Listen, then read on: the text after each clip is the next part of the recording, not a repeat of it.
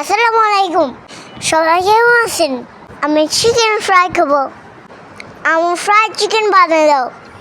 ছেলের এই আবদার পূরণ করার জন্য আজকে চিকেন ফ্রাই রান্না করব।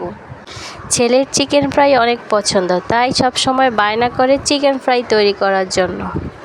কম বেশি আমাদের সবারই চিকেন ফ্রাই পছন্দ, তাই জটফট করে ঘরে বানিয়ে ফেলুন চিকেন ফ্রাই। সন্তানের সকল আবদার তো মায়েরাই পূরণ করে।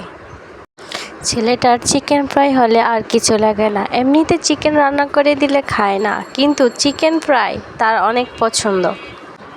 তাই বাসায় থাকা সকল উপকরণ দিয়ে চিকেন ফ্রাই বানিয়ে ফেলে। আম্মু কি বানো? Chicken fry? হ্যাঁ, তোমার জন্য চিকেন ফ্রাই বানাচ্ছি। ও বানাবা? হ্যাঁ, তোমার জন্য চিকেন ফ্রাই বানাই। আমার নতুন পেজটি ফলো করে সবাই আমার পাশে থাকবেন। আমিও আপনাদের পাশে থাকব। ধন্যবাদ।